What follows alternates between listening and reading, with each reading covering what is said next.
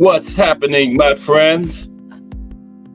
It's Cast Sports again, back for another afternoon with my family. Now, as usual, before I get started, let me give a shout out to the JBT community. It's just boxing talk. We're a group of people who just love to talk boxing. And we're always looking for others to join us. And you don't have to have a podcast.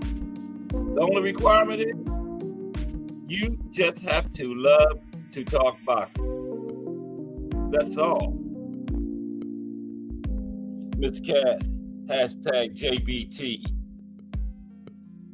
BVO Boxing TV. Lonnie Lee, hashtag JBT. Yeah, those long weekends are nice, aren't they, Lonnie? Real Prison Talk with Tommy. What's up, Coach? Mike Mazik. Salute, Mike.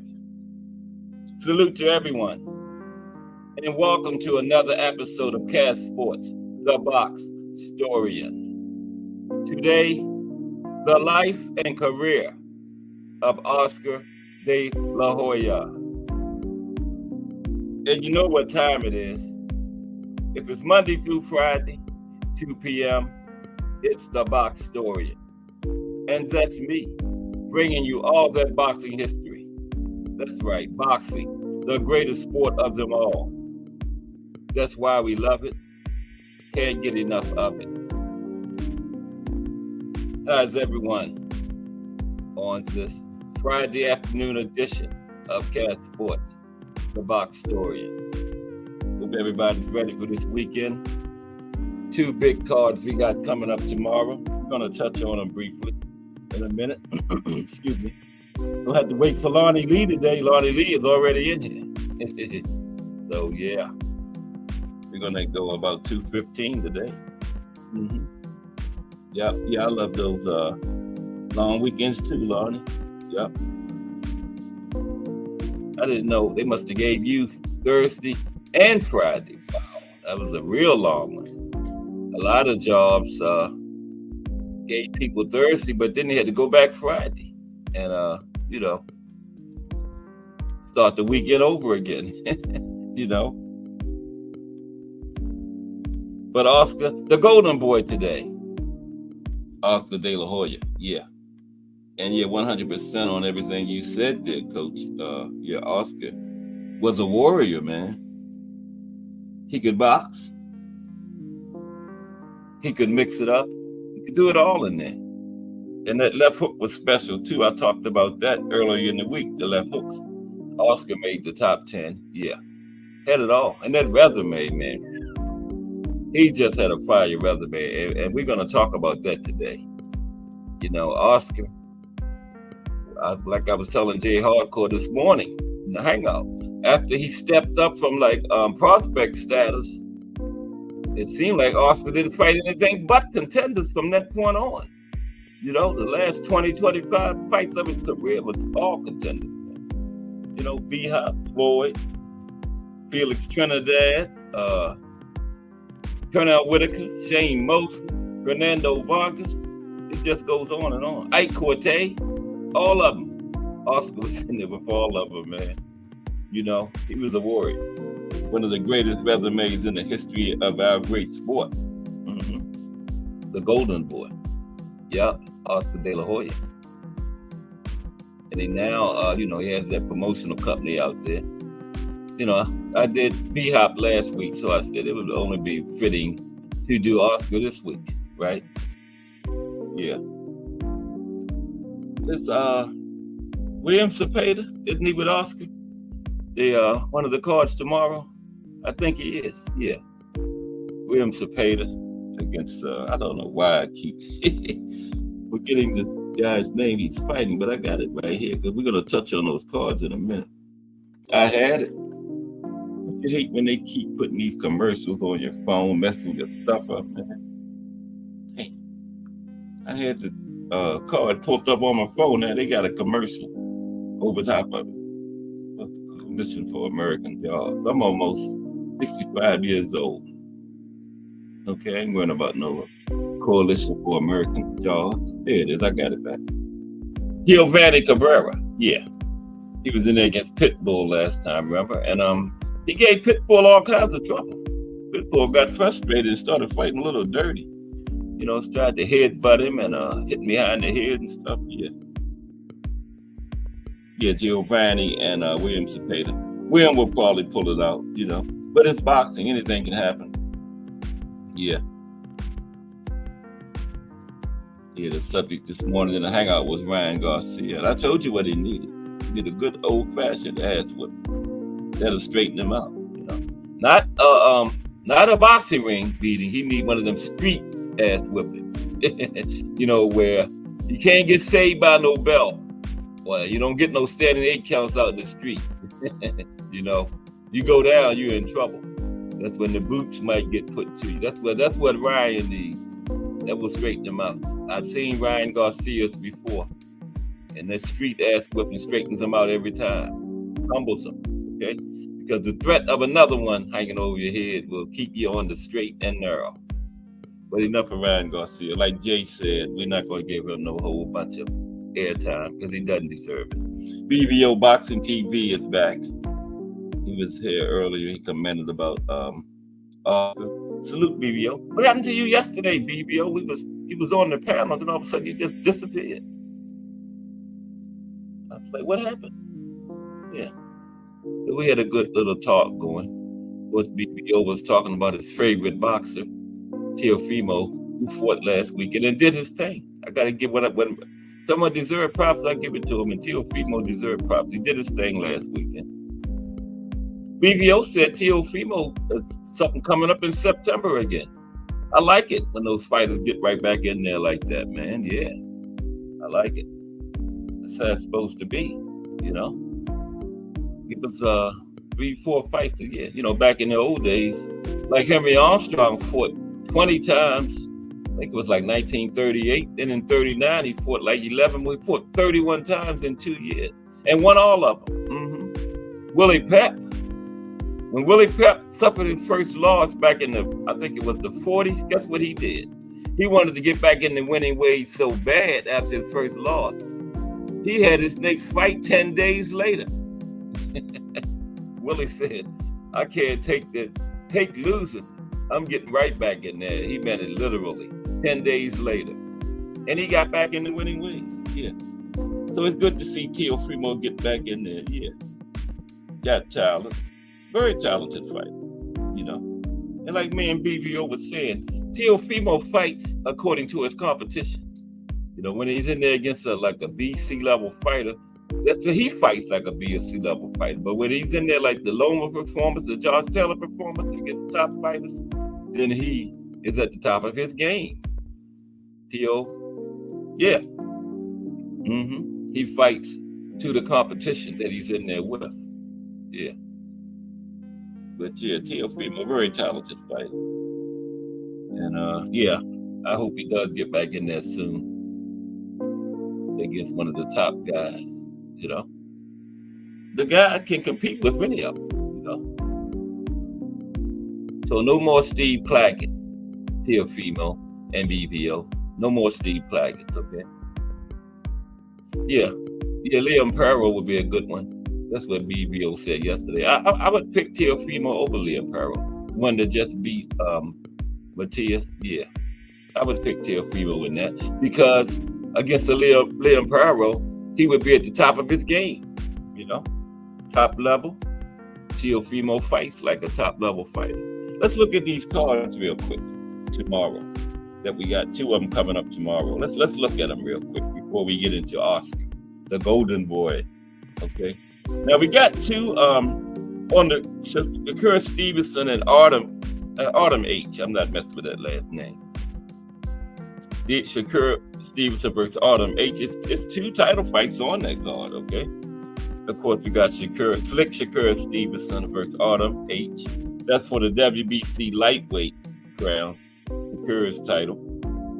Now, Shakur comes in at 21-0. And he's already a 3-division champion. He's only 26 years old, right? From Newark, New Jersey, home of Just Do Boxing. Ray Patterson, Mrs. Just Do, Baby Do, yeah. Shakur is from Newark, New Jersey. Yep. And first he got the first title was at featherweight. Then he won a championship at super featherweight.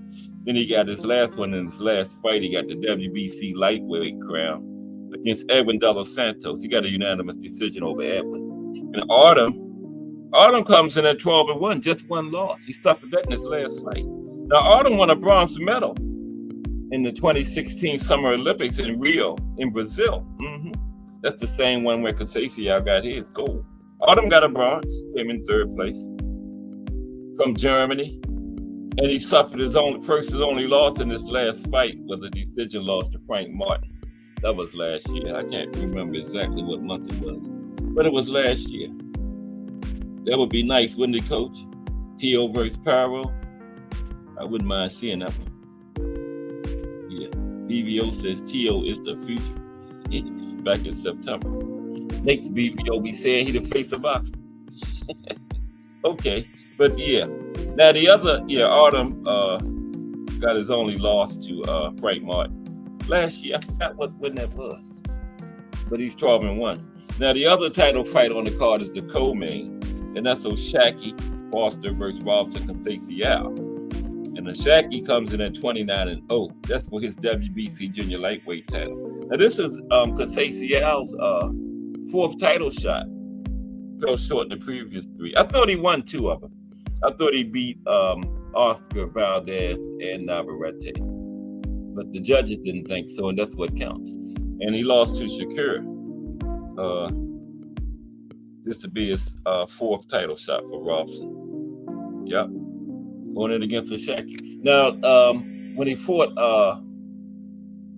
Oscar Valdez and Navarrete, he did pretty good against the pressure fighters, but he didn't do too good against the boxer Shakur. And he's going up against another boxer, O'Shaquie. So, but I give Robson an excellent chance of winning this fight. Man. I really do.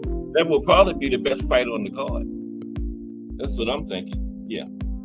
I think Robson and O'Shaquie will be the best fight. And don't be surprised if Robson comes out of that thing with a decision. Don't be surprised if he lifts that belt off of O'Shaquie. Like I said, Robson got a gold medal in those same Olympics that Autumn got his bronze. That was in Brazil, where Robson is from. Yep, Rio de Janeiro. Then we got the Davis brothers on the card. Keyshawn comes in at 10-0, one against Miguel Madueno, who's 31-2, a veteran. Keyshawn's in there against a veteran this time. That's at lightweight. William Foster III comes in at 17-1. He's going up against Erickson Garcia, who's 18-1, super featherweights. That might steal the show too. Keep an eye on that one. William Foster III versus Erickson Garcia. Sleeper fight, okay? Then Keyshawn's brother, Calvin. Who's the oldest, Keyshawn or Calvin? I'm not sure about that. But Calvin is 12-0. He's going up against Kevin Johnson, who's 12-3, welterweights. So the Davis brothers are 22-0 combined. So success for the Davis family in boxing so far. Combined record of 22-0. Abdullah Mason on the card, 13-0. Now he's in a tough fight this time. Louis LeBron, a veteran, 26 fights, 120, lost 5, 1 draw, lightweights. Abdullah will definitely get his toughest test in this fight, no doubt about it. Thomas Hill, hashtag JBT. What's up, T Hill? We're going to be talking about Oscar today, but I was just touching on these two cards right quick, that's all. Yeah, that first card is loaded, man. And other than the main event, O'Shaquie, Foster, Robson, Conceição could be the big fight. And keep a look on that one. Keep an eye on William Foster III versus Erickson Garcia. That one could steal the show. Okay. And if it does, remember what Cash Sports told you. William Foster III versus Erickson Garcia. Don't miss that one. Don't come in on the Keyshawn fight. Keyshawn, O'Shaquie, and Shakur. Make sure you watch that William Foster versus Erickson Garcia. I think that's going to be a good fight. And then we got a couple prospect fights. Ali Feliz, he's 2-0, and Robinson Perez is 2-0. Those are heavyweights. And Keith Colon is making his debut. 0-0. Same record I got. 0-0. For one more day. And tomorrow, making his debut, Keith Colon against Hunter Turbyfield, 4-1. Couple more prospects. Featherweights. Okay. Then let's take a quick look at the other one. William Zepeda and Cabrera. I can't remember this kid's name. It saved my life, man. What is his name? What is his first name? Giovanni Cabrera. Now Zepeda comes into this fight at 30-0. And he's number one. IBF, WBA, and WBO. Number one ranked in all of them. Okay? 28 years old from Mexico. He's a warrior. Okay? His last 3 fights have been knockouts. William Zepeda. You know, come forward, pressure fighter. But Zepeda has a good chin. He proved that against Pitbull. Right? I mean, not Cabrera. Very good chin. He comes in at 22-1. His only loss was in his last fight to Pitbull. Yeah, only loss. And didn't look too bad doing it. And a Freddie Roach trained fighter. Okay, so got a very good trainer. And he went toe-to-toe with Pitbull. That was in July. Showed off that tough chin. But he lost it. And elsewhere on that card, real quick, we have you got Ricardo Sandoval versus Angel Acosta. Sandoval 24-2, Acosta 24-4, 2 veterans. We got Manuel Flores versus Nohey Arambulet.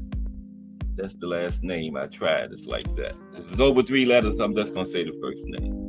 But Flores is 17-1, and Nohey is 23-6-2. Okay, a veteran fighter. Then we got Joel Iriarte versus Yanel Alvarez. That's a welterweight. We got Alex Martin versus Pedro Campo. Pedro back in there. Wow. Super lightweight. Remember Pedro fought Tio a few fights ago?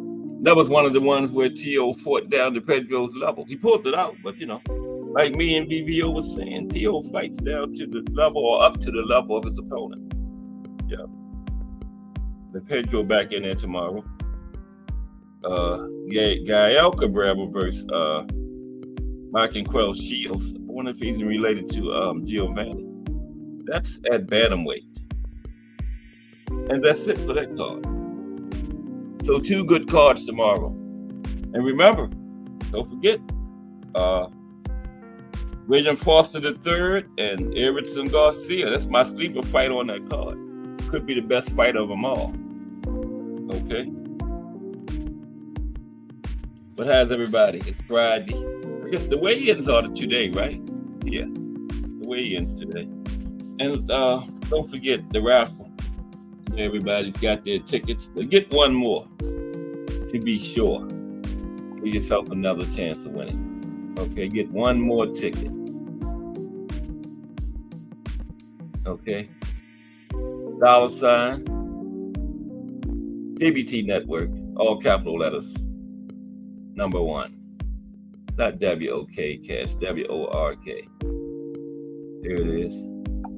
There it is. $, JBT Network, all capital letters, put the number 1 behind it. Give yourself a chance to win a 55-inch TV. And then you watch that big August 3rd card, Bud, Majimo, Turkey Alley Sheik's first card of the United States out there in LA, in style on that big 55-inch TV. Brand spanking new. Okay? The drawing is next. It's going to be Sunday at the meet and greet. It's going to be next Sunday, the day after the fight.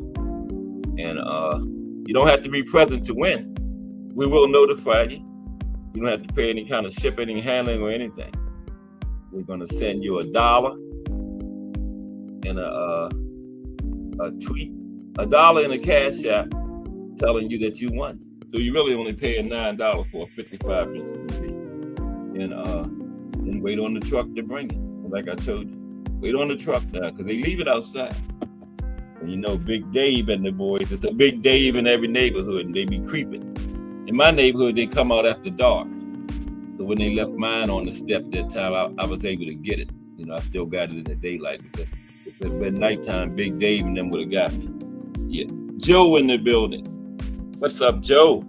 Good to see you back again, Joe. Welcome. Salute. Melanin Queen 27 in the building. What's up, Melanin Queen 27? Good to see you today. The life and career of the Golden Boy, Oscar De La Hoya, warrior from East LA. Also just got his Mexican citizenship like not too long ago. I'll let you know in the chat. He applied for it because, you know, he said he felt he was born in East LA, but he said he felt he always was Mexican, you know, Mexican American fighter. And he applied for his Mexican citizenship and got it later on in his life. Yeah, Oscar De La Hoya. Yeah, the Golden Boy. For them all. Like I was telling Jay Hardcore this morning, when you're talking about Oscar's resume, you don't say who he fought. It's best to say who he didn't fight in this area because you can count it on like one hand. Who he didn't fight, he fought on everybody. That's one of the best resumes in history that I've ever heard of, Oscar De La Hoya. You know, he was a warrior and he was in every fight. His last fight was Manny. Manny retired. Yeah. That was the last fight. Only been stopped twice. He got stopped by B-Hop with that liver shot in his last fight against Manny Pacquiao. But Manny was going strong then. That was when Manny had that run from 2001 to 2010. He was the fighter of that decade. He was going through those weight classes like crazy. So yeah, Oscar ran into a buzzsaw. He ran into Manny at the wrong time, back around that time. Yeah. Well, we got Joe in here. Joe is a historian too. Joe has a lot of boxing history. You know, he was demonstrating it yesterday by the things he was putting in here. Joe told me yesterday that I did not know. Yesterday was the anniversary of Jack Dempsey winning the World Heavyweight Championship, July 4th, 1919. Yep, that was from Joe. I did not know that.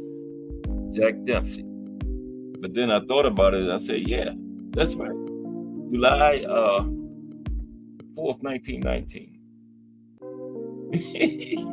Coach says that was Manny in his juice era. See, I didn't say it. Coach said it. Okay. Don't put that on Cast Sports. I was thinking it, but Coach said it. That was Manny in his juice era. Yeah. I was thinking it, Coach, but I'm glad you were the one that said it. Yeah. Right. But you know, I mean, people make a lot out of it. They say Manny, when Floyd was trying to get him to take the test, the drug test, and Manny said he was afraid of needles, and people said, well, you got all those tattoos. But Freddie Roach tried to clean it up, his trainer. Freddie said Manny didn't like needles, not because the needle, he didn't like seeing his blood go up into the needle, you know, when they draw blood, which they would have had to do for the drug test, which I guess they don't do for the tattoos. I never had a tattoo. So he said Freddie said it wasn't the needle, it was seeing his blood going up into the needle. So Freddie tried to clean it up.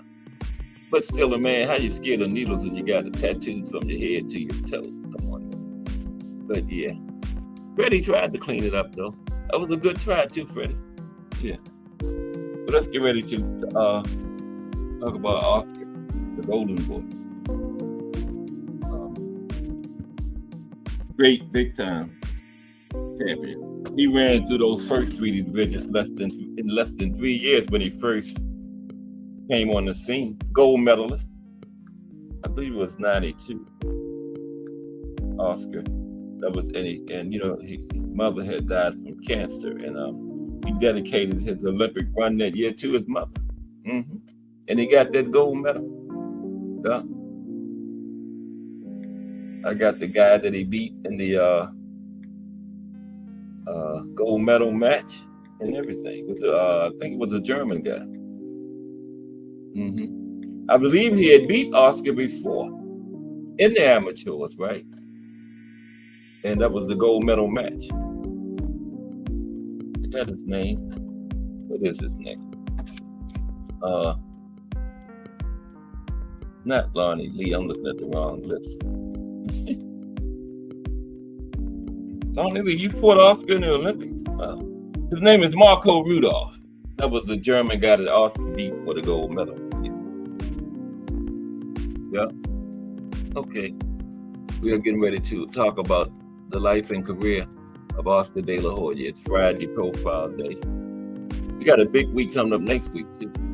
The punch of the week is going to be the uppercut next week. Remember we talked about the hook this week. Next week is going to be the uppercut, probably be Monday. And also we got a profile coming on Sam Langford. That's going to be Wednesday because it comes out of the chat. You know, that's the Wednesday show. And it's brought to you by BVO Boxing TV, the life and career of Sam Langford, next Wednesday. Mm-hmm. Yeah. Okay. Let's go with the show. The life and career of the Golden Boy, Oscar De La Hoya. Okay. Anybody come in? Yeah. Floyd Sr. did say that, BVO, right after the fight in the ring. Mm-hmm. Joe says, is Melanie Queen really that beautiful, or is that Halle Berry in that picture? That's her, Joe. Yeah, BVO. Yeah, Floyd Sr. said Oscar won that fight. I thought Floyd won it, but it was very close. What was it, a split decision? Very close fight. But if they would have gave it to Oscar, I wouldn't have been mad. And yeah, I always say when he fought, what was it, Castile and Madonna, everybody talk about he lost those fights. But I think the closest he came to losing was Oscar. It wasn't those two, Castillo and Madonna. The closest Floyd ever came to losing was that Oscar fight. Yeah, it was definitely the Oscar fight. It wasn't those other two. I mean, they all were three good fights, but it's three tough fights. But I think Oscar was the closest to beat him. I wouldn't have been mad if they would have gave it to Oscar at all. Yeah, it could have been a draw too, Coach. Yeah. A draw, or either way, you couldn't have been mad because it was a very competitive fight. Okay. Now, Oscar was born on February 4th, 1973. Okay. East LA. Okay. Now he's a boxing promoter, former professional boxer. Now, Oscar competed from 1992 to 2008, 16-year career. Fought in 6 weight divisions. Okay. He had the lineal championship in 3 of them, 3 weight classes. Of course, we know him as the Golden Boy of boxing. And he got that when he represented the United States in the 1992 Summer Olympics. And that was shortly after he graduated from James A. Garfield High School. And he won the gold medal. And he was in the lightweight division at that time, right? Now, Oscar, he fought out of the orthodox style, okay? He was 5 feet 10.5 inches tall, had a reach of 73 inches, had a total of 45 fights in his career. He won 39, lost 6, had 30 by knockout. Yep, got a lot going on here. T. Hill says Oscar was shoe shining and throwing wildly. A lot of punches were blocked or parried. Okay, T. Hill. I guess the judges saw it that way too.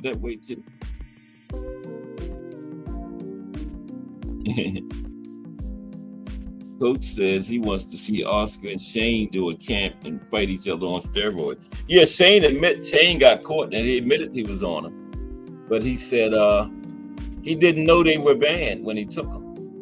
Mm-hmm. He was in that Balco scandal, remember, around when all the stuff in baseball was going on. Yeah, Shane was mixed up in the steroids too, yeah. And he admitted he used them. But he said he didn't know they were banned. Yeah, that's what Shane said. You know, they got some good excuses. Like, I think Amir Khan said he got it. He was caught dirty. He said he got him in the system from shaking somebody's hand. Remember, Oscar Valdez drinking the tea, and Canelo didn't use the PEDs. The cows used it, right? So they got all kind of excuses. But anyway, now Oscar was named the Ring Magazine Fighter of the Year in 1995, right? And he was the top-rated fighter in the world, pound for pound, in 1997 and 1998, back-to-back years. And he generated about $700 million in pay-per-view income during his career. $700 million, making him the top pay-per-view earner before being surpassed by, you know who? Floyd Mayweather Jr. and Manny. Okay, Oscar's number 3.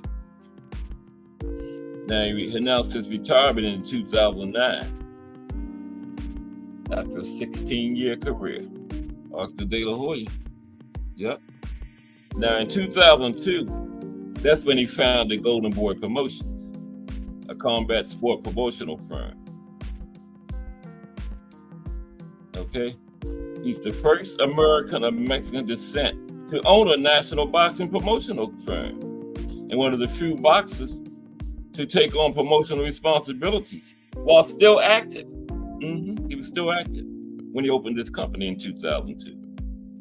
In 2018, that's when Oscar started promoting MMA matches. Okay. 2018.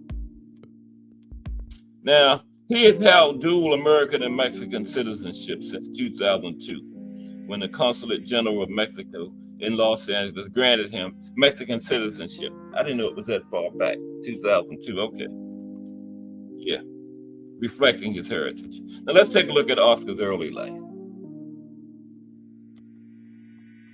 Early life of Oscar De La Hoya. Now, like I said, he was born in East Los Angeles, and he was born into a boxing family.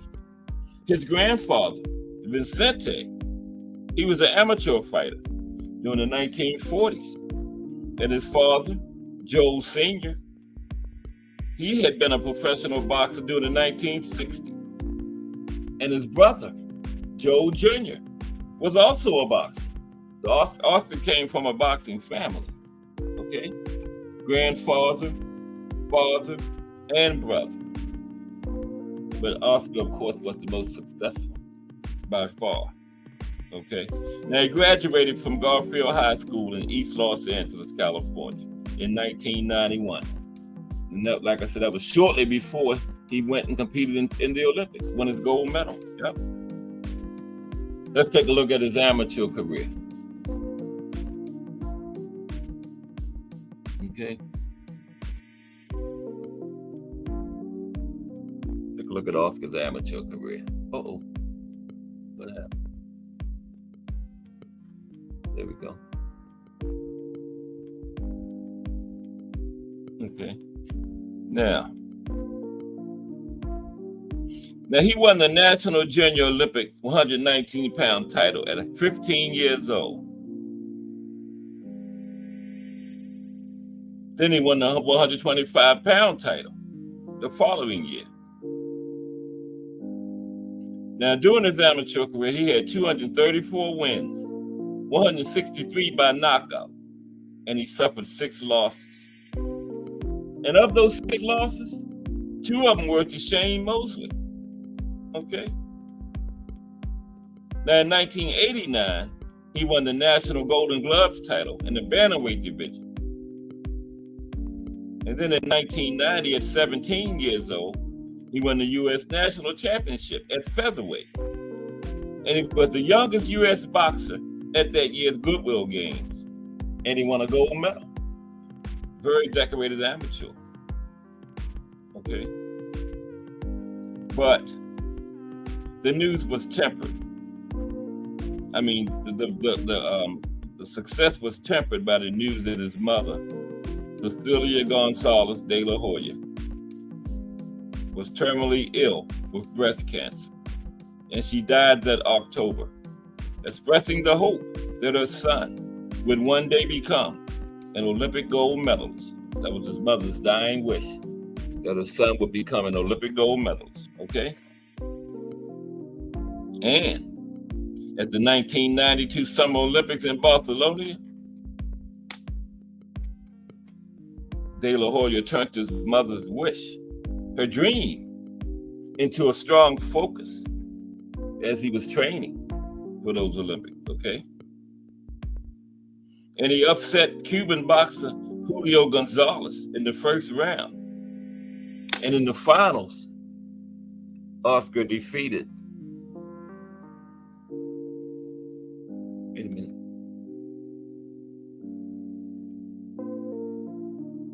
Bear with me, I didn't know I had those many pictures of Oscar.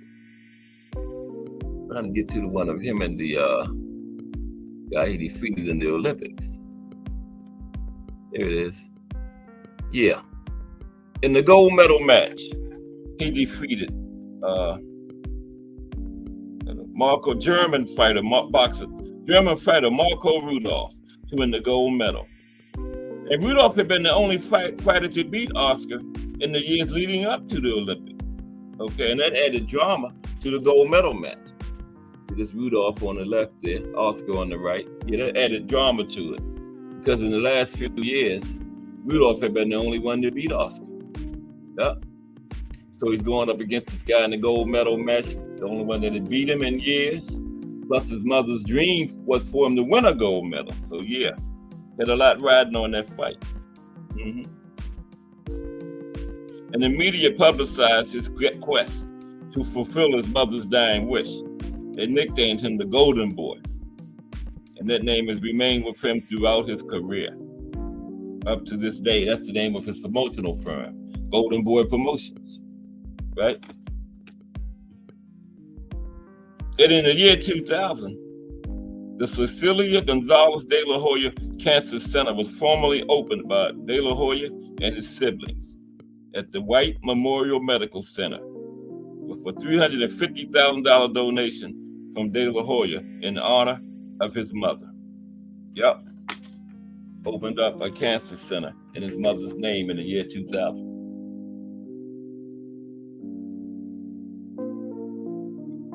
Excuse me. Had to take a drink. Okay, let's move on. Heading toward his professional career. Now remember, his amateur record was 220, I think it was 224, 6 losses. 2 of those losses were to Shane Mosley, remember?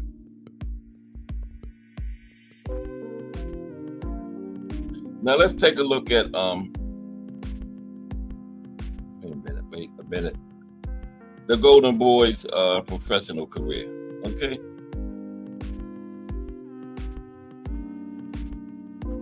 Oscar De La Hoya. Now, De La Hoya versus Concepcion cancellation. There's Concepcion.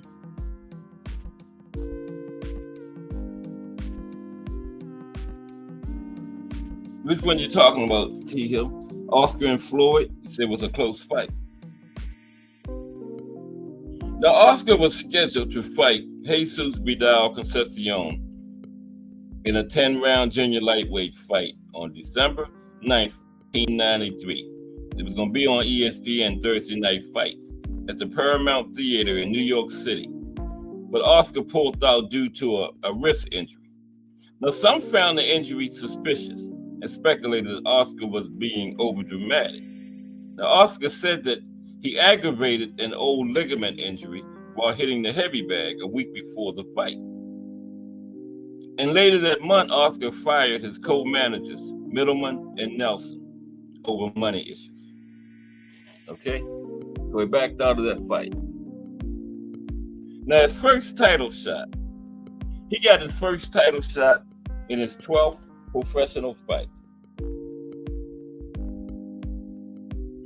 Okay? 12th professional fight out of the gate. He was 20 years old. stopped a fighter by the name of Jimmy Bredahl. And Bredahl was 16-0 coming into that fight. Oscar stopped him in the 10th round, and he won the WBO super featherweight title. And he defended that title one time, stopping Giorgio Campanella, who was 20-0. Stopped him in 3 rounds, okay? Then he went up to lightweight. On July 29th, 1994, he knocked out Jorge Perez in the 2nd round to win the vacant WBO lightweight title, his first title. In his 2nd fight, he went up against John Molina. That's him and John there.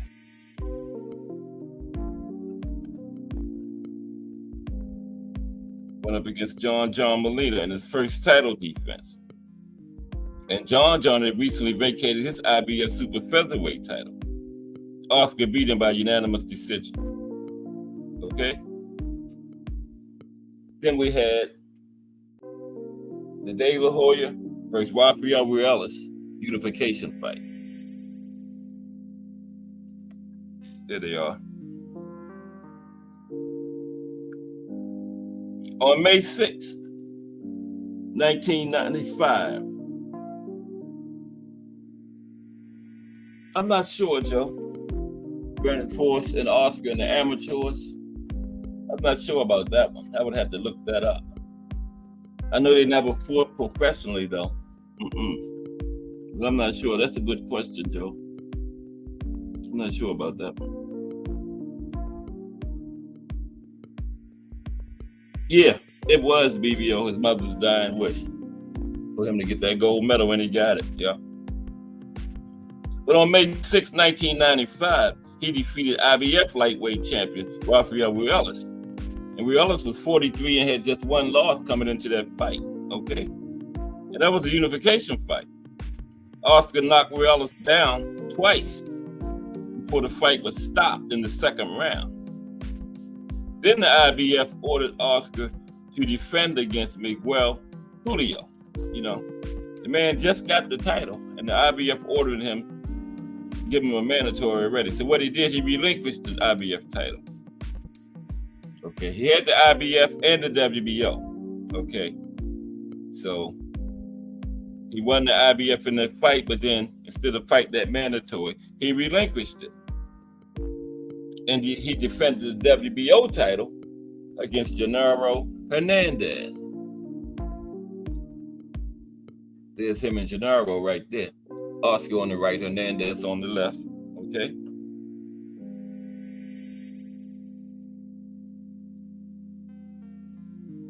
Now, Hernandez quit after 6 rounds because of a broken nose. Okay.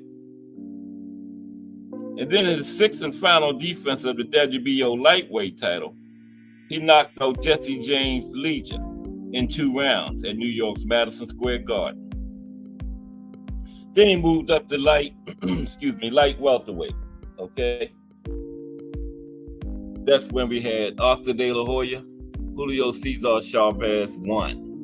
Okay. There they are. Oscar on the left, Julio Cesar Chavez on the right. And this fight was at junior welterweight. Chavez versus De La Hoya, 1.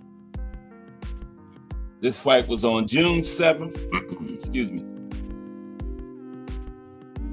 2nd youngest for the division behind AB. Okay, BBO. Oscar's the 2nd youngest. Okay, behind AB from BBO Boxing TV. So we got a lot of historians in the chat. So, yeah. On June 7th, 1996, Oscar De La Hoya fought Mexican legend Julio Cesar Chavez. And at that time, Chavez had 96 wins, 1 loss, and 1 draw. And this fight was for the lineal and WBC light junior welterweight championship, 140. Okay? De La Hoya came in at 21-0. Chavez had 98 fights, 96-1-1. Okay? Now, Oscar had a pretty good knockout rate. He had 19 knockouts out of those 21 wins. Now, he defeated Chavez by a 4th round TKO. Now, the fight was stopped due to several bad cuts suffered by Chavez above his left eye. Okay? And until their rematch in 1998, Chavez stated that De La Hoya did not defeat him since the fight was stopped. Okay. But anyway, after that fight, Oscar successfully defended his titles with a 12-round unanimous decision against undefeated former WBC lightweight champion and #1 junior lightweight contender, Miguel Angel Gonzalez. Then he moved to welterweight, okay? Get my throat clear. Welterweight. Pernell Whitaker versus De La Hoya. Okay? There they are, Oscar and Sweet Pea. The Golden Boy and Sweet Pea. Whitaker versus De La Hoya. There they are right there. In 1997, he moved up to welterweight, right? And he fought Pernell Whitaker. Whitaker was 40 wins, 1 loss, 1 draw at the time. And the fight proved to be a difficult one. Whitaker frustrated Oscar with his defense, and Whitaker landed more overall shots than Oscar did, right? But De La Hoya's power punches and aggression swayed the judges more in his favor, and Oscar won a 12-round unanimous decision to capture the lineal and WBC titles at welterweight. And he also became the Ring Magazine's #1 ranked pound-for-pound fighter after the fight against Whitaker. Whoever won that probably would have won that distinction from Ring Magazine. Oscar won the fight, so they made him. Ring Magazine made him the #1 pound-for-pound fighter in the sport. Okay. Then the next big fight he had after that was Hector Camacho. Macho Camacho. Told you, Oscar fought everybody, man. Everybody. There's Oscar and Hector. Okay. De La Hoya versus Camacho. This fight was on September 13th, 1997. He beat Hector. Okay, Hector had 67 fights at the time. He had 63 wins, 3 losses, and 1 draw. Because, you know, Hector go way back into the 80s. And he beat Hector by unanimous decision. Then we had De La Hoya Chavez 2. There they are again. Oscar and Julio Cesar Chavez. The second fight was on September 18th, 1998, a couple years after the first one. Okay? They had the rematch. At this point, Julio Cesar Chavez had 104 fights. He had 100 wins on the dot, 2 losses, and he had 2 draws. Okay, 2 draws. This time, Oscar beat Julio Cesar Chavez by 8th round TKO. Remember, he got him in the 4th round the first time. This time, he got him in the 8th round. Okay. Then in his next fight, he faced former WBA champion, went up against Ike Corte. There's him and Ike. Oscar and Ike Corte. Okay. Fight right after Julio Cesar Chavez. He faced former WBA welterweight champion Ike Corte, and Ike was 34 wins, no losses, 1 draw. And Oscar won by a somewhat disputed split decision. Okay, Oscar was knocked down in the fight, while Corte was knocked down twice. Oscar went down once. Okay, then he beat Overcar by 11th round TKO. Okay. Moving on down the fights. Next was the unification with Tito Trinidad. There's Oscar and Tito. Everybody wanted a rematch after that fight, but we never got it. De La Hoya versus Trinidad unification. After several defenses of his lineal and WBC welterweight titles, De La Hoya fought rival and IBF champion Felix Tito Trinidad. At the time, Trinidad was 35-0. Just Do Boxing in the building. What's up, Just Do? Salute. Good to see you today, my brother. Hope you had a good 4th of July. Just Do Boxing coming up at 4:00 p.m. That's who I'm getting you nice and warmed up for. Salute, Justin Boxing. Okay, let's move on here. De La Hoya versus Trinidad Unification. Now, like I was saying, Tito came into this fight 35-0. Okay, and this fight was on September 18th, 1999.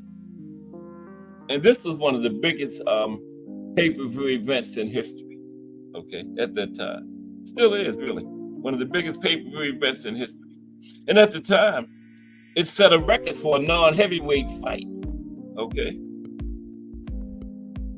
And Oscar stayed just outside Felix Trinidad's range while generating a lot of success with his stiff jab and blitzing combinations. But in the last few rounds of the fight, heeding the strict instructions of his corner, who felt that De La Hoya was way ahead on the scorecards, Oscar shut down much of his offense, right?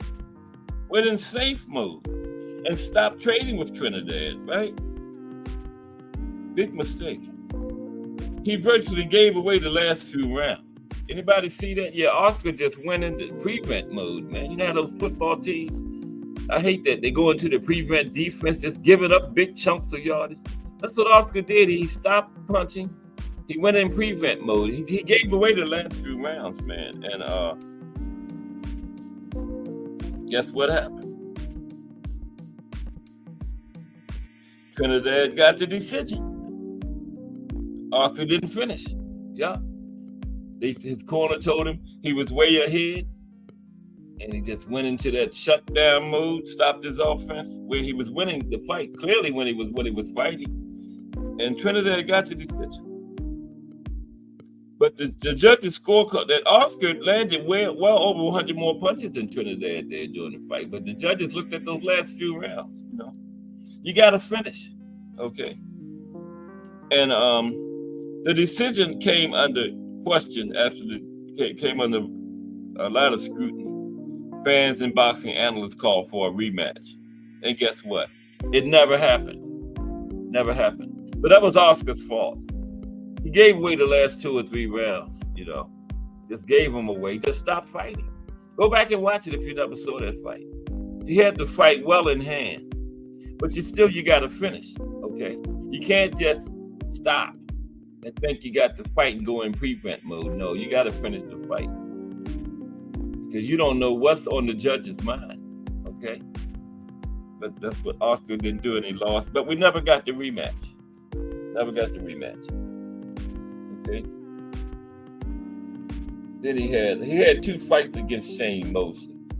After the Trinidad was the first fight against Sugar Shane. Okay. There's Oscar and Sugar Shane right there. De La Hoya versus Mosley won. Okay, let's see what's going on in the chat. I read all that. Okay, Big Dre. What's up, Big Dre? Yeah, exactly, Big Dre. Prevent mode prevents winning. Yes. Yes. The same thing in football. You hate that, man. Just all of a sudden go in prevent mode, giving up big chunks of yardage, and you end up losing the game. But salute, Big Dre. That's Big Dre. Big Dre got about 4 chances in the lottery. So y'all better get in that drawing for the TV. You know, $, JBT Network, won $10 to that, and you're in. And it's next weekend. It's only like what? 8 days? No, it's next Sunday, about 9 days away. So you still got time to get your tickets, okay? Get on board, and you're helping out a good cause, helping out this JBT movement, which we all are members of, okay? But anyway, De La Hoya versus Mosley won. Now this fight was on February, but that's a very good point, Big Dre. Prevent mode prevents winning. Yeah. On February 26th, excuse me, 2000, Oscar knocked out Derek Coley in the WBC eliminator, okay? Now, the WBC later awarded De La Hoya his welterweight title after Trinidad vacated it, which he lost, and he lost that to Shane Mosley by a split decision on June 17th, 2000. Now, one judge scored the fight 115-113 for Oscar, but the other two had it 116-112 and 116-113 for Mosley. And then after that, that's when he sued the Bob father. He even got the Bob father. There he is. There's the Bob father. Now, Oscar he successfully sued Bob Arum in 2000 to break his contract with the promoter. Okay? And the courts ruled in favor of Oscar in February 2001. And that's when he had turned on the time. He's getting ready to start Golden Boy, his own firm, because he was still actively fighting when he started Golden Boy Promotions. Yeah. Mm-hmm. He was the first fighter to start a promotional firm while actively fighting. Yeah. Then he beat Arturo Gatti by 5th round TKO on March 24th, 2001. That's when he moved up to junior middleweight after that. Okay? Made the move to junior middleweight. Appreciate everybody rocking with me today. Like and subscribe, please. There's Daniel Alexander. What's up, Daniel? Yeah, ESPN HBO was Golden Boy after. Salute, Daniel. Appreciate you rocking with me today. We do a profile every Friday. Today is the Golden Boy, Oscar De La Hoya, and that fire resume. If we have time, I want to talk about some of the people he fought just to show you how fire that resume was, man. Oscar fought them all. It's like I say, when I'm talking about Oscar's resume, I say who he didn't fight, not who he fought, who he didn't fight, because it's not many. William Old School Rant in the building. What's up, Old School? William Old School Rant, straight out of New Orleans, Louisiana, in the building. William Old School Rant, hashtag JBT, that is. Okay. Now, yeah, Oscar moved up to junior middleweight, okay? Excuse me, I can't get my throat. Let me take a break. I have orange juice.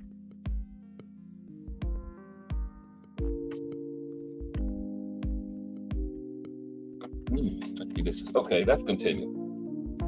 Move to junior middleweight. Excuse me. Sorry about that. And he challenged the lineal and WBC champion, Javier Castillejo. Something like that. That many letters, I'm not going to get it right. But there's Javier right there. Or Javier and Oscar right there. There's Oscar on the left, Javier on the right. Okay? Oscar challenged him. Javier was 51-4 coming into the fight. Okay? And Oscar won almost every round. Knocked Castillejo down with 10 seconds left in the fight to win the title by unanimous decision.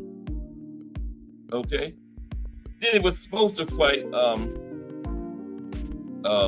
Carmenson, right? Roman Carmenson, but he got canceled. There's Roman right there. There's Roman. Okay. De La Hoya versus Carmenson cancellation. On October 8th, 2001, it was announced that Oscar would return to the Grand Olympic Auditorium, where he won his first title, to defend his WBC Junior Middleweight Championship against the WBC #1 challenger, Roman Carmenson. But on November 8th, 2001, it was announced the fight was canceled. Suffering from a torn cartilage in his left wrist, De La Hoya has been forced to cancel his December 8th title defense. He was hoping to fight again on May 4th, a day he had already reserved before the injury. Okay, that's what's that day Canelo fight? Yeah, he was trying to fight on Cinco de Mayo that year. But it was an old injury, one that Oscar had incurred in the first round of his 1999 fight against Obakar. It was from a left hook I threw in that fight, De La Hoya said, and the pain had been there ever since. On a scale of 1 to 10, I would say it was a 5 or 6. Now, 10 days ago, on his first day of sparring for the Carmenson match, De La Hoya threw a punch that severely aggravated the wrist. Okay? And De La Hoya planned on facing a major opponent in May. Trinidad, Mosley, B-Hop, Fernando Vargas. And he said he still hoped to do it if he could get the WBC approval to put off his mandatory match. And he said the hand bothered him in his losses against Trinidad and Mosley. It was always bothering me, he said, but we are fighters and we have to tough it out.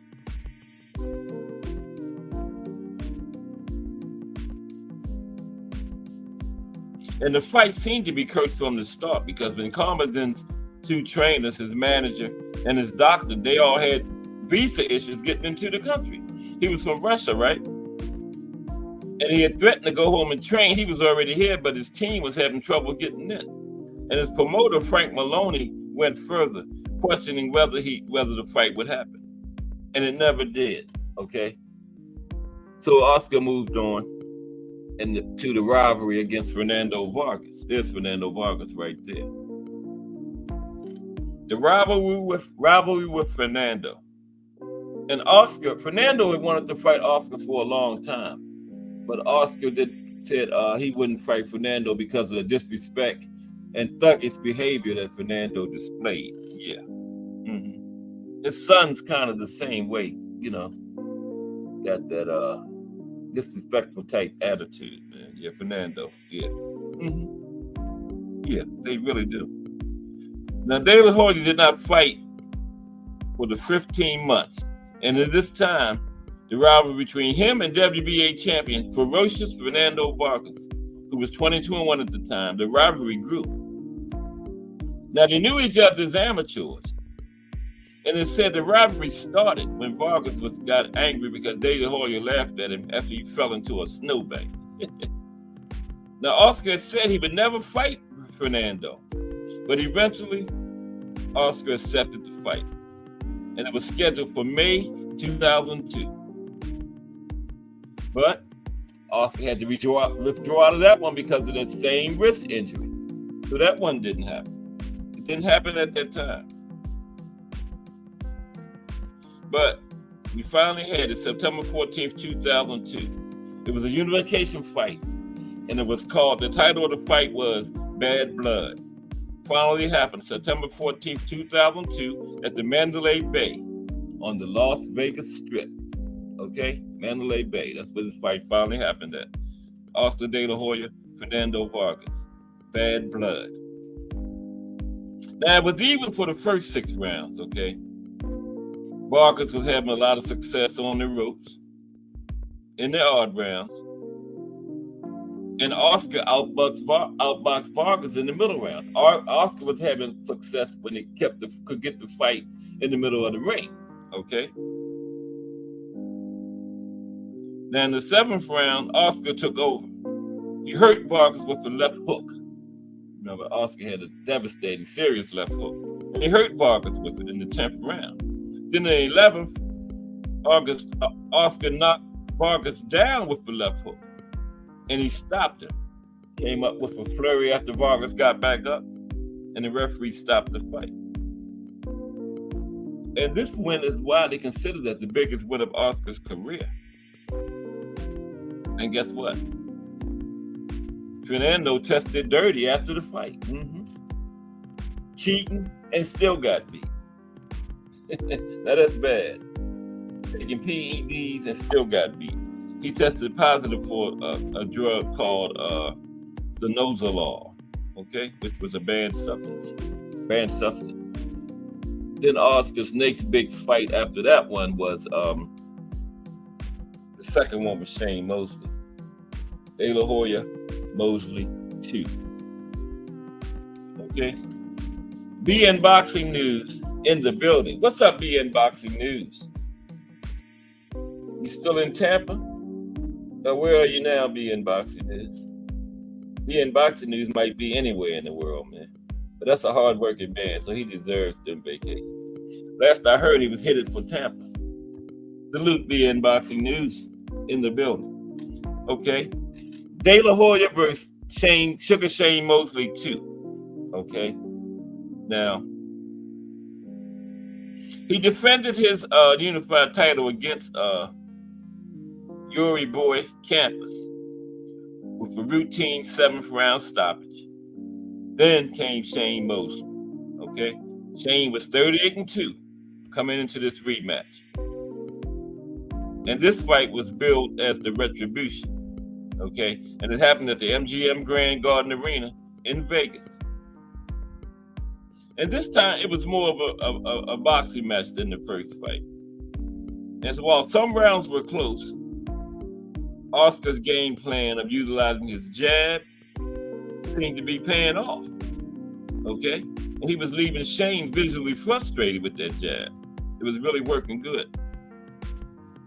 And Oscar would seem to be the one that was landing the cleaner punches during the fight, and more effective cleaner punches was landed by Oscar.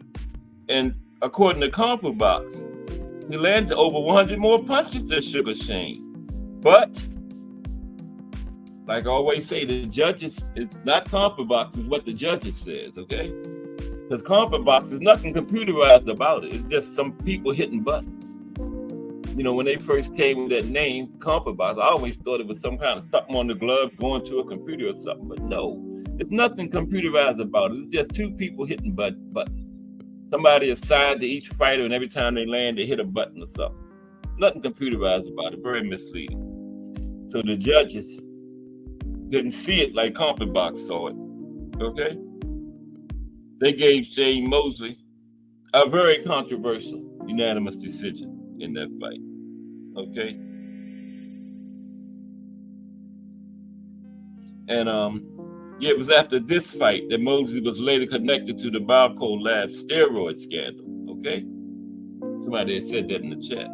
Jeff Nowitzki, a lead investigator on the Balco case, reported the documents seized from the lab showed that Mosley received the clear and the cream, both designer steroids.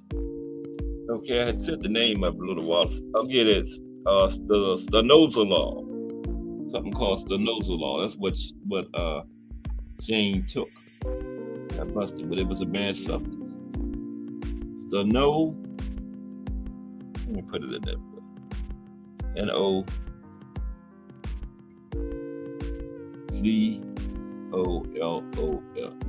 That's what Shane got busted for right there. It's the nosolol. Now,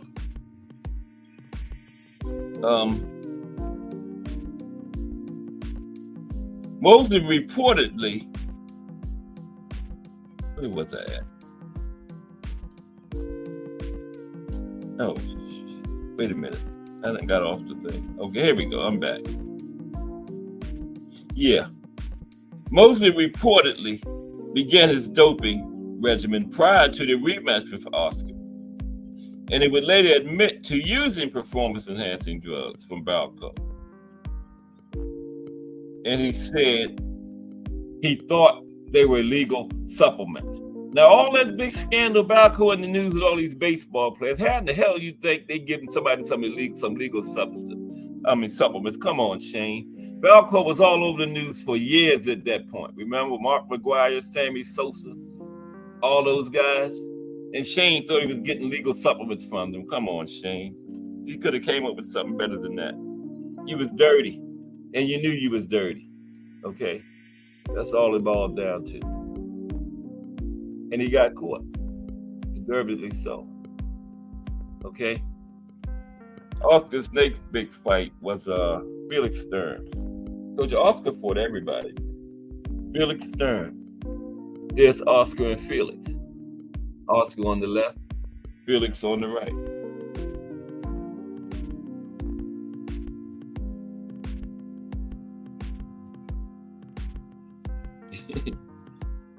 What are y'all? Yeah, how you doing now, old school? You still in the hospital or you out? Okay, because you still in? You still gonna? Oh man, y'all got the Angry White Men coming up tonight, right? So, Jay did his from the hospital. So yeah, that's a good thing about YouTube and doing these shows. You can do them anywhere. You can do them anywhere. All you gotta do is have your phone or your laptop or something with you. You know. Okay, Felix Stern versus De La Hoya. Now, at the time of this fight, Felix Sturm was undefeated, 20-0. And this fight was for the WBO middleweight championship. Oscar had moved up to middleweight. And it was on June 5th, 2004. Okay? And the winner would also get a shot at undisputed world middleweight champion, Bernard Hopkins. Now, wait a minute. If this is for the WBO middleweight title, how in the hell can Bernard Hopkins be the undisputed middleweight champion? De La Hoya challenged Felix Sturm, 20-0, for the WBO middleweight title on June 5th, 2004, with the winner also getting a shot at the undisputed world middleweight champion, Bernard Hopkins. That meant unified, because he couldn't have been undisputed because Oscar and Felix Sturm was fighting for the WBO. The winner of this fight and against B-Hop then would be undisputed, because B-Hop did get undisputed when he beat Oscar. So yeah, B-Hop was unified at that time, not undisputed yet. But anyway, Oscar was awarded a unanimous decision, becoming the first boxer in history to win titles in 6 different weight divisions. Okay? All 3 judges scored the fight, 115, 113 in favor of De La Hoya. Very close fight. And it was a controversial decision. Okay? This was way more controversial than the one over Sweet Pea and Ike Cortez. The one with Felix Sturm. Yeah. All of those were close fights, you know, that could have gone either way or even been a draw. And this one, Comprobox had Sturm landing 234, 541 punches, and had Oscar landing 188 to 792. Now that big of a difference, you know, I believe Comprobox was right. If it's that big of a difference, you know, that, I mean, it's like 60 more punches landed by Sturm. So yeah, that was very controversial. Now there had been some rumblings throughout the boxing community already before the fight that, listen, a decision would be made to ensure that De La Hoya would fight Hopkins in a mega dollar fight. They would have drawn more money than a Hopkins Sturm fight. Yeah, that's boxing for you. So the decision was made before he even fought Sturm. If Sturm didn't get him out of there, Oscar was going to get the win because they wanted that big buddy fight between Oscar and B-Hop. And plus it was for undisputed. See how boxing is? Yep. So Sturm would have had to get a knockout to win the fight. Okay. They already was setting up the Oscar and B-Hop undisputed fight. And that was I think Oscar made $30 million for that, and B-Hop made 10, the most he ever made. Yeah, I talked about that last week when I did the B-Hop profile, remember? Now, Sky Sports said the decision looked tailor-made to set up De La Hoya versus Hopkins, right? And Sturm and his promotional team, Universal Boxing Promotions, filed a protest with the Nevada State Athletic Commission, where the fight was held at, over the decision, but it was to no avail, and the decision stood. Okay, still stands to this day, and it set up the next fight, De La Hoya versus Hopkins. Yep, that's what they were doing, setting up Oscar and B-Hop, and that's what we got. De La Hoya and Hopkins. Here's Mr. Gumbo, aka Hot Grease. Salute, Mr. Gumbo. What's happening? How are you today? Yeah, the Fricks was definitely in for that one. That was a big money fight. They would rather have Oscar and B-Hop than Felix Sturm and B-Hop. Yeah. But salute, Mr. Gumbo, aka Hot Grease. Another Louisianian. Is that how you say it? Louisianian or whatever. But him and Old School both in here from Louisiana. Okay. Let's talk about this Oscar and B-Hop fight, since they wanted to set it up so bad, and we got it. Yep. Sturm might have did better. Sturm might not have got hit in the liver like Oscar did and went down and couldn't get back up. But De La Hoya versus Hopkins. Okay? This fight, B-Hop was 44-2-1 at the time, and it was a unification fight. It was undisputed, as a matter of fact. This was to September 18th, 2004 in Las Vegas. Okay. Hopkins had the WBC, WBA, and IBF middleweight titles. So that was a misprint up there. And he was recognized as a lineal and ring champion. It was considered by many to be the #1 pound-for-pound fighter in the sport at that time. Now, although the fight was at a catch weight of 158 pounds, many thought Oscar was too small for the weight class. And Hopkins was a heavy favorite. Oscar had the WBO. Whichever one won this fight would have been the first man to be undisputed in the 4-belt era. Okay? That's what was on the line in this fight. Now, several days before the fight, Oscar's hand was cut when his wraps were being cut off after training. Wow. I always wonder about that, the cut man cut the guy's hand, cut the wraps on it. That happened to Oscar. I never knew that before the B-Hop fight. Salute Trump. Trump in the building. What's up, Trump? We talked about Oscar today. But yeah. Several days before that fight, Oscar suffered a cut hand when one of his team was cutting the tape off and cut his hand. And he required 11 stitches, okay, to close the cut. That's grounds for PBO said they set Oscar up. But they still had to fight. But he had 11 stitches to close the cut. It was just several days before the fight, right? And him and his corner both maintained it was not an issue going into the fight. So they still had it. Now, Oscar fought a tactical fight, right? After 8 rounds, he was ahead, 77-75 on one card, and he was behind 78-74 on one, and 79-73 on the other, okay? Now, in the 9th round, B-Hop threw a left hook toward Oscar's body, sending him crumbling to the canvas, and he was counted out, that liver shot. It was the first time in Oscar's career that he had been knocked out. First time he'd been stopped. Second time was Manny later on, his last fight, remember? Now, Oscar stated that he couldn't get up because the pain of a well-placed liver shot was unbearable. Now, despite losing, Oscar made over $30 million for this fight, okay? And B-Hop made $10 million. And B-Hop eventually became a minor shareholder in Golden Boy. And he served as the East Coast representative for the company. And he's still with Golden Boy to this day, B-Hop. Now, Bob Arum claimed De La Hoya quit. Bob didn't like Oscar because Oscar sued him and got out of his contract in 2001, remember? So he never liked Oscar after that.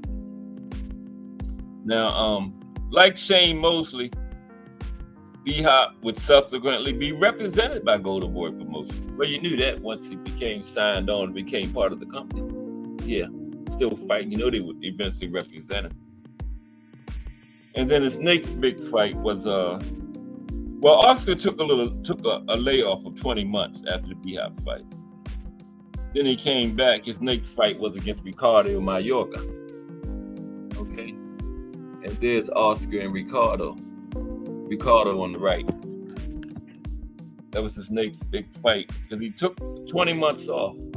Took almost 2 years. A couple months short of 2 years. Then he came back to fight Ricardo Mayorga. De La Hoya versus Mayorga. Like's looking good. You know, we got 43 yesterday, but yeah, that was special. But they looking good. De La Hoya versus Mayorga, okay? Now, Mayorga was 27-5-1 coming into this fight. And in the build-up to the fight, Mayorga insulted everything from De La Hoya's sexuality to his wife and child. Wow, Ricardo. But when they fought on May 6, 2006, Cinco de Mayo fight, Oscar used to have that before, Canelo started doing it. Oscar knocked Mayorga down in the first minutes of the fight. That's because all that nonsense Mayorga talked, you know. I mean, you're in a fight. Why are you giving your opponent extra incentive, man? I mean, he already got bad intentions coming in, and you're going to talk about the man's wife, his sexuality, and his child? That's why you got knocked down in the first minute of the fight, dummy. You know?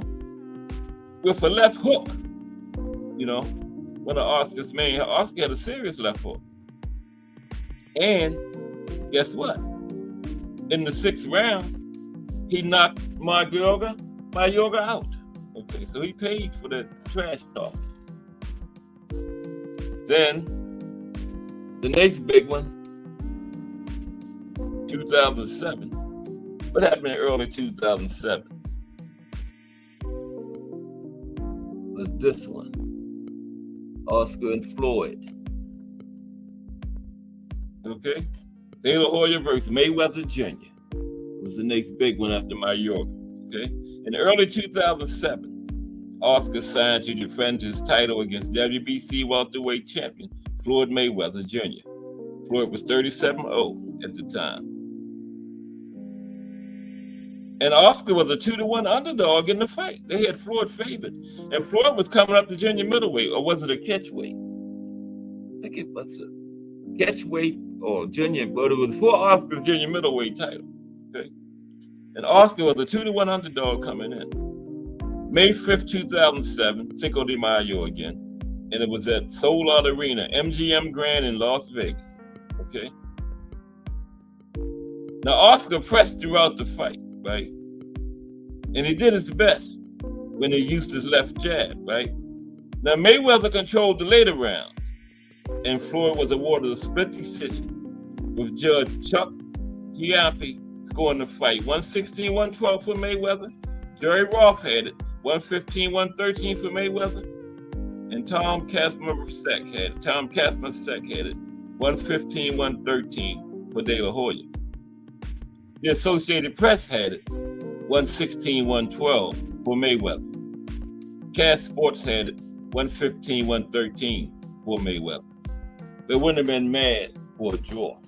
Floyd Mayweather Sr. had it for Oscar. I don't know how he scored it, but right after the fight in the ring, he said he thought, I thought my son lost. That was quote unquote. That's what he said. Go back and look at it. Yeah. He said, I thought my son lost.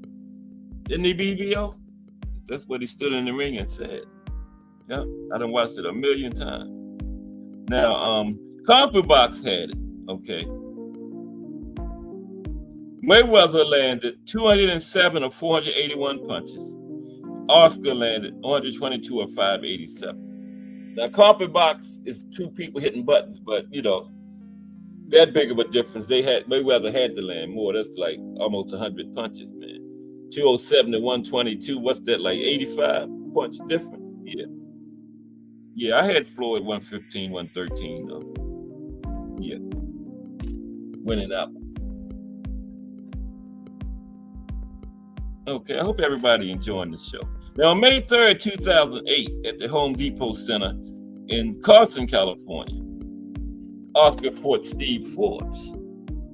There's Steve right there. That's Steve Forbes, okay?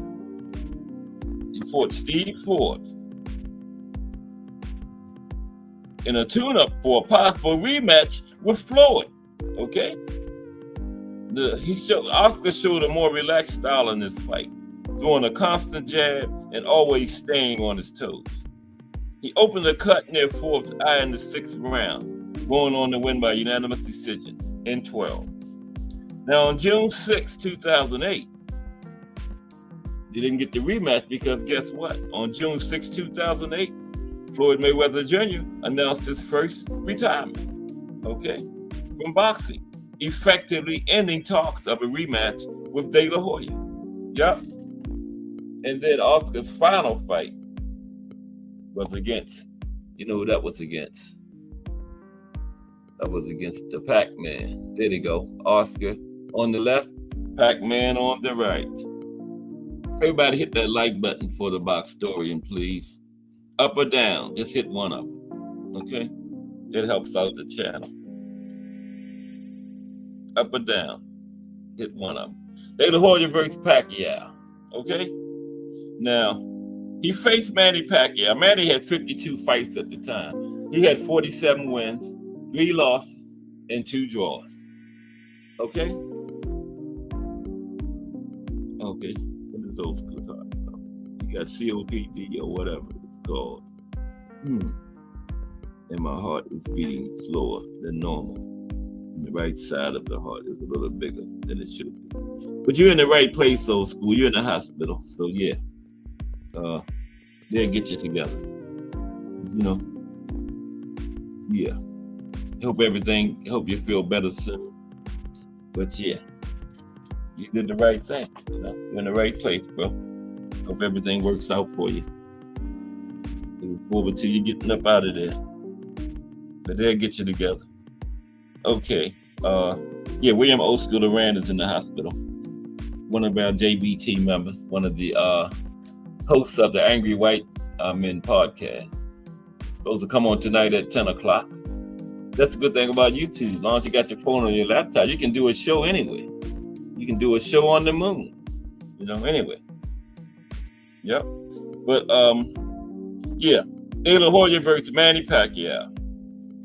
This fight was December 6, 2008 at the MGM Grand in Las Vegas, Nevada.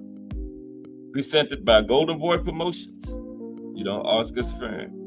Like I said, he was the first active fighter to start a promotional company.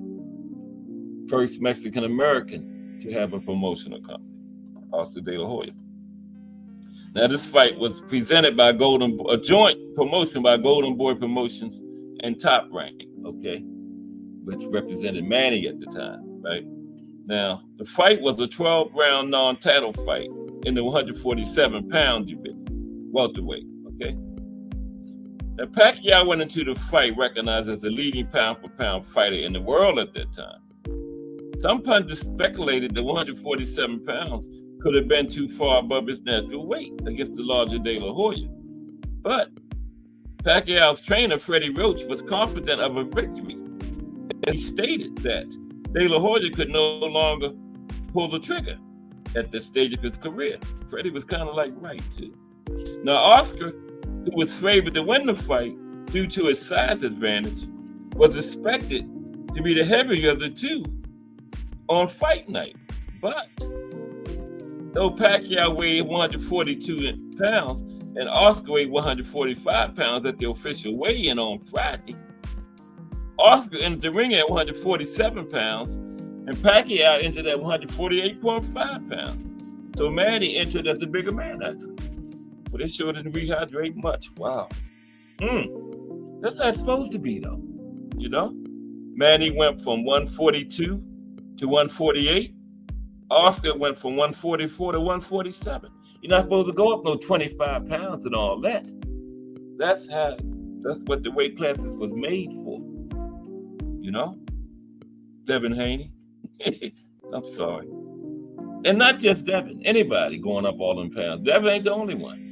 You know? I mean, 10% of the contracted weight should be all you able to rehydrate. And both of them were well within that. Because 147, 10% is 14.7. You could go all the way to 161.7. But both of them was under 150. Okay? But anyway, De La Hoya took a beating, and his corner stopped the fight after the 8th round. Pacquiao was ahead on all 3 cards before the stoppage. 2 judges had the fight 80-71. They had gave Manny every round, 2 of them. And the other judge had it 79-72. No, 1 judge had gave Oscar 1 round and 1 had gave him 2. 2 had gave him 1 round and 1 had gave him 1. Wait, get it back. 2 had gave him 1 round. 1 judge had gave him 2 rounds. He took a beating. After the fight, Pacquiao's trainer, Freddie Roach, said, "We knew we had him after the first round. He had no legs. He was hesitant and he was shot." And that's what Freddie said before the fight, remember? He said Austin couldn't pull the trigger no more, and he was right. Confirming Roach's pre-fight predictions that he'd grown too old, De La Hoya crossed the ring in Pacquiao's corner after the fight and stopped and told Roach, "You're right, Freddie. I don't have it anymore." When asked by reporters whether he would continue fighting, De La Hoya responded, "My heart still wants to fight, that's for sure. But when your physical doesn't respond, what can you do? I had to be smart and make sure I think about my future plans." And he retired. Okay?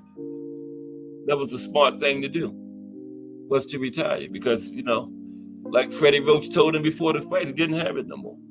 And Pacquiao beat the shit out of him too. Yeah. And he retired. There's post-fight. There's Oscar now. He retired. We might have a little link time today, but retirement. And it proposed comeback. Come on, Oscar.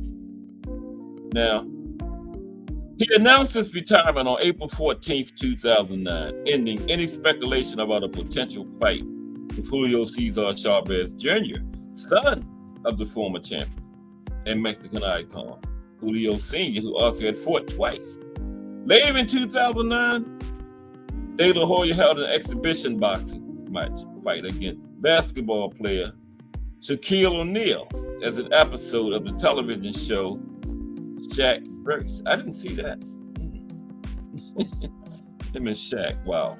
Now, on November 25th, 2020, Oscar told The Zone that I'm 90% positive that I'm coming back in 2020. And he fought Manny, 2008 or 2009, and 11 years later, over 10 years later, 2020, talking about coming back. 2020, he said, though, he's 90% positive that he's coming back in the first quarter of 2021. He was going to fight Triple G, okay? On June 17th, 2021, it was announced that De La Hoya would return to the ring in an exhibition fight against Victor Belfort. Remember? But then Oscar pulled out and Holyfield stepped in. And you know what? Everybody know what happened to Holyfield. Got knocked through the ropes in the first round. Remember that? Yeah, Oscar had announced that he was going to fight him. But July 21st, it was announced that the fight would not be an exhibition, and instead would be an official boxing match, sanctioned by the California State Athletic Commission. And Oscar announced that he would not be fighting Belfort due to contracting COVID-19, remember? Yep. And in a message to his fans, he stated that he was fully vaccinated and receiving hospital treatment. Remember, that's when Holyfield stepped in, and we know how that ended up. Let's look at his personal life, but then that's it, okay? Personal life. He began dating actress and Miss USA 1995, Shanna Mokler. Okay, where's Shanna at? There's Shanna right there. Shanna Mokler. That's his first wife, by the way, okay? Shanna Mokler. Began dating her. And they announced their engagement in October 1998. She gave birth to their daughter the following year. Now, Mokler has said it wasn't a planned pregnancy, but it was understood. If it happened, it was beautiful. And if it didn't, that was fine too. In September 2000, the relationship abruptly ended when Mokler, who was at home watching the Latin Grammy Awards on television, saw De La Hoya escorting another woman to the show. Saw him on TV. It's kind of like Ali. Remember the Rumble in the Jungle? Ali left his wife home, and his wife saw him on TV from Zaire with another woman. So his wife got on the plane and came over there. This is kind of similar to that. Oscar's wife saw him on TV with another woman. How dumb can you be? In front of the camera. Ali too. Now in December 2000, Mokler filed a $62.5 million alimony suit against Oscar, claiming he was an alcoholic, abusive to her and to their daughter, and that he used them as props to promote his public image. The case was settled out of court in 2001 for an undisclosed amount. After the time of De La Hoya split from Mokler, he had little contact with his daughter Although he continued to provide financial support. Oh, you know that. She gonna get that money. You got that child by Austin. I don't care if you never saw that child again, she was gonna get that money from him. A whole bunch of athletes in that situation. On October 5th, 2001, Oscar married Millie Coricher. There's Millie right there. Oscar and Millie right there. I don't think he's married to her anymore either. Okay. Married her. They had 3 children together, and he also had 2 sons from previous relationships. And him and Coricher separated in 2016. And there you have it, the life and career of the Golden Boy, Oscar De La Hoya. I'm gonna drop the link in the chat if anybody want to come chop it up or chop it down. We got like 25 minutes before the voice comes in. Hope everybody enjoyed the show today. This Friday, I got another big week planned next week. The punch of the week is going to be the uppercut next week. This week it was the hook, remember? We had the jab. People like to seem to like those punch shows. It's going to be the uppercut next week, probably be on Monday. And we got a profile coming Wednesday next week because, you know, Wednesday shows come out of the chat. And it's brought to you by BBO Boxing TV. And it's the life and career of Sam Langford. Coming next Wednesday. Don't miss that. It's going to be good. Sam Langford was a bad man. He's considered the best boxer ever to never get a title shot. Sam Langford. Yeah. He, Jack Johnson ducked him. Jack Johnson didn't want no part of Sam Langford. Okay. Yeah, Sam is the best boxer ever to never get a title shot. I'm gonna drop the link in there. Anybody want to come chop it up? Come on up. Everybody, anybody is welcome. Okay?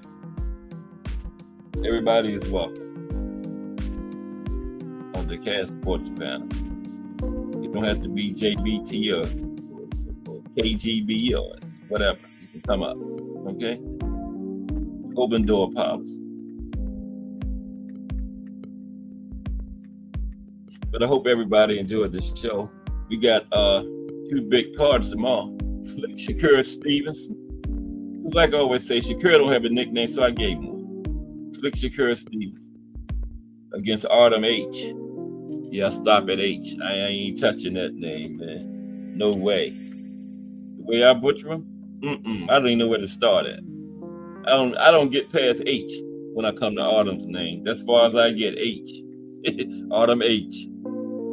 And that's good enough. You know what I'm talking about. But Artem, yeah, his last fight was that loss to Frank. And that was his first and only loss that he suffered, was the one against Frank Martin. And Shakur, his last fight was when he won his 3rd championship. 3-division champion, only 26. He beat Edgar De Los Santos. And all the trash people talk about him in that fight. The man won a championship in it. his third straight division. So hey, say what you want to. And like I always say, man, that run narrative is just a casual talking point. It's a narrative from people who don't know what they're looking at when they see the sweet signs. So they say what they heard somebody else say. Oh, he ran. Because they don't know what they're looking at, so they got to go with the narrative they heard somebody say. That's all it is, a casual talk. Okay, that's all. It's the sweet signs. Everybody's not going to get in there. Everybody ain't Tank, okay? Everybody's not going to get in there and take people out of there. Some people are going to box their ways to win. But the object is having that referee hold your right hand and arm in his hand and put it up in the air. That's the object. They don't care how you get it. That's the object of the game, is to have that happen at the end of it. That referee put your right arm up in the air, okay? And Shakur's had that done in 3 championships.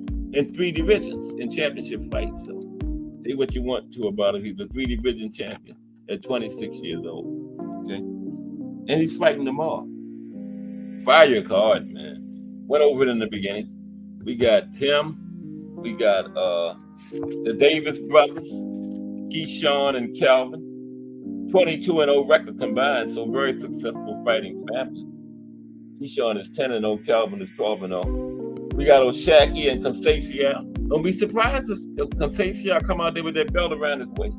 And the sleeper fighter on the card is William Foster the third versus Erickson Garcia. That could be a good one. William Foster the third is 17-1. Garcia is 18-1. That's that super featherweight. That could be a good one there. Don't sleep on that one. There's T Hill. What's happening, T Hill? You know, you got the best hand, Cab. I mean, here's his line. I'm just trying a little something, you know. Yeah, man, some people try and then some people succeed. What's up with you today, T Hill? Oh, man, you know, listening to the good talk. Yeah, well, the Golden Boy. You know, awesome. The Golden Boy. You got also the talk going on with Shakur and his card. Yeah, that's the fire card, ain't it? Yep, that's tomorrow. Got Cepeda fighting tomorrow, another big player at the division. Yeah. Yep. Yeah, Cepeda's in there too. So and, now we should actually get some kind of clarity on who the big players are.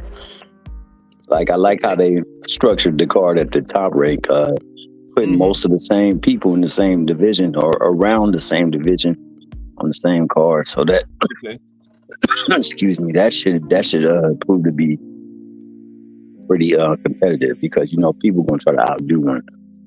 That's right. And I think there's I mean, like, on the card that didn't make it, like, say for instance the William Foster and the William Foster and Garcia, what's the name, Garcia, that didn't even make it, but that's going to be a hell of a fight. Yes, it is. And it's on the preliminaries. That's on the preliminary. That's how good the card is, though. Yeah. Kelvin Johnson and Kelvin Davis and Thunderstorm Johnson. I know everybody thinking that Kelvin is going to reign victorious, but I think Thunderstorm going to get him. Thunderstorm, right, I think Thunderstorm going to hit him with some stuff. Get him up out of there. But yeah, that's a good one.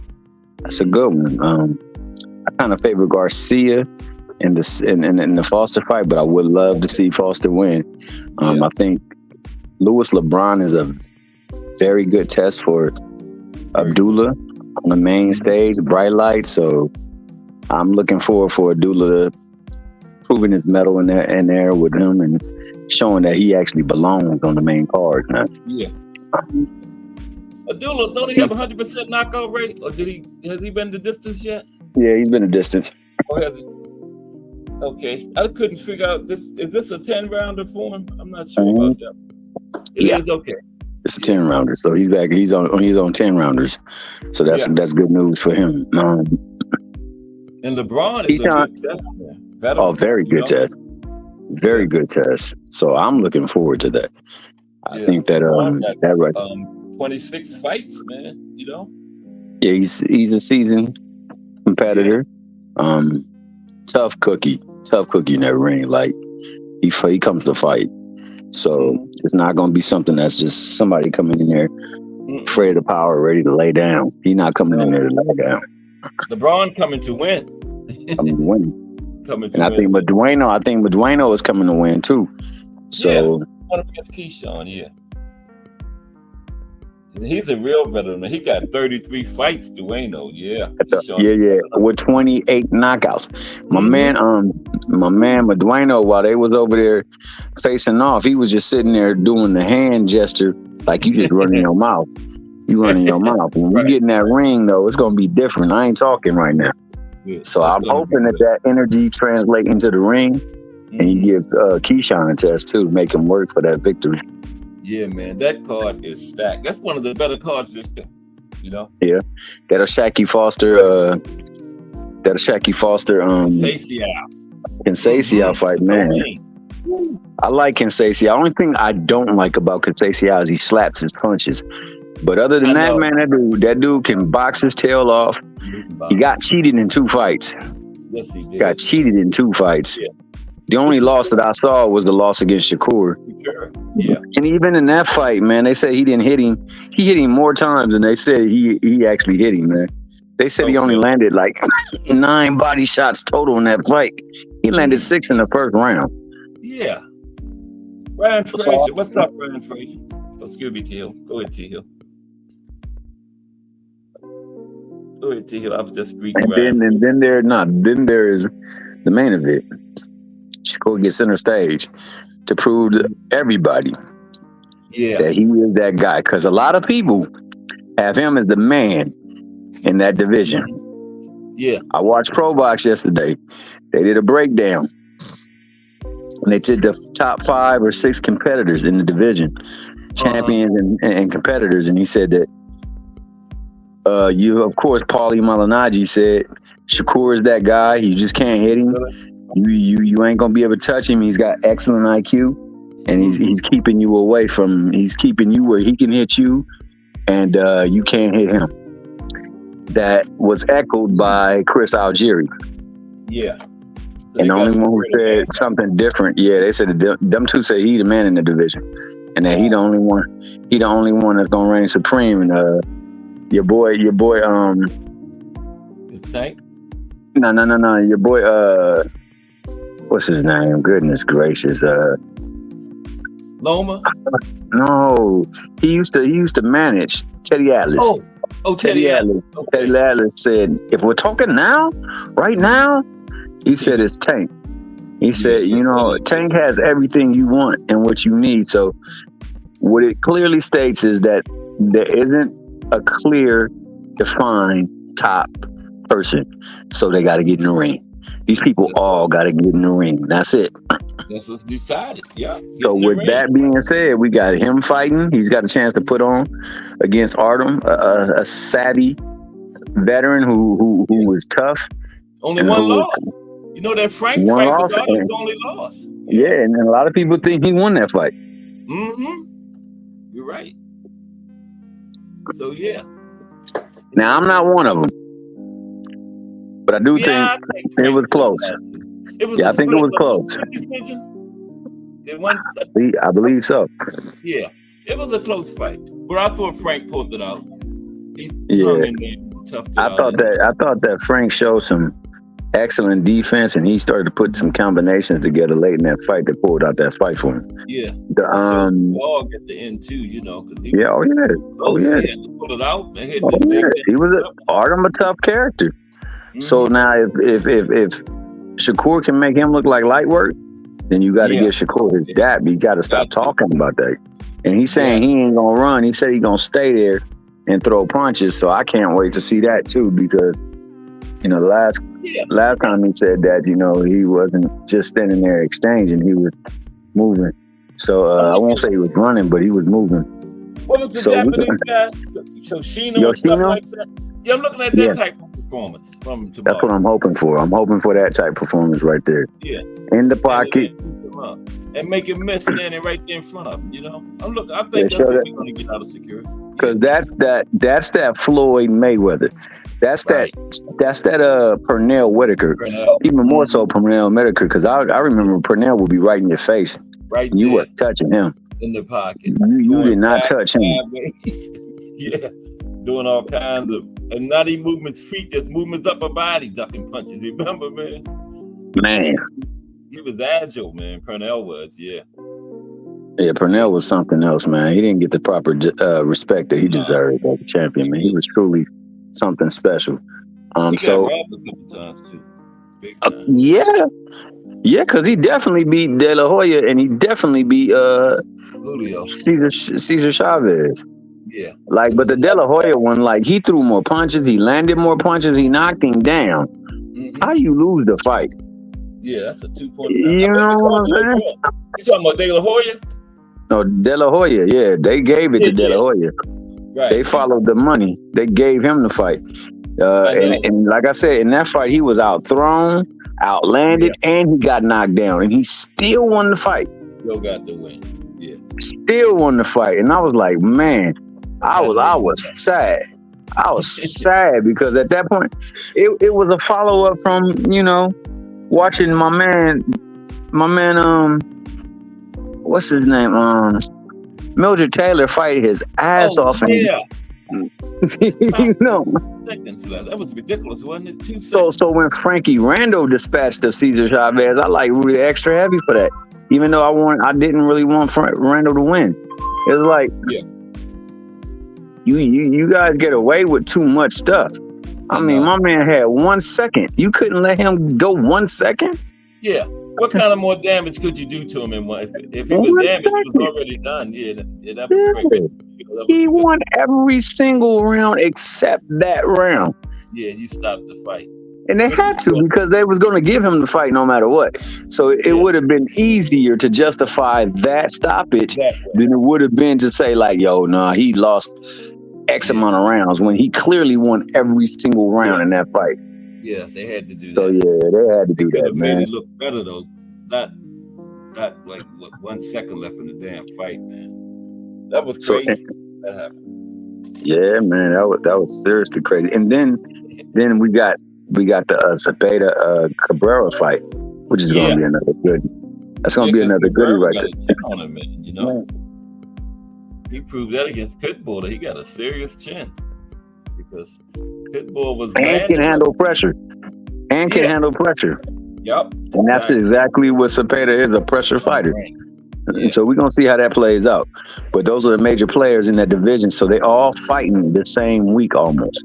The only one that's not fighting is Tank. And he just fought, what was Tank, like 2 weeks ago? Yeah, they like all 3. around the same time. Yeah. Yep. So they all fighting around the same time. Mm-hmm. So you know. Remember?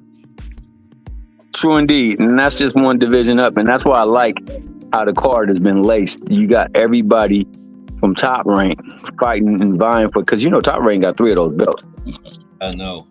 So you got them people vying for those belts. And then you got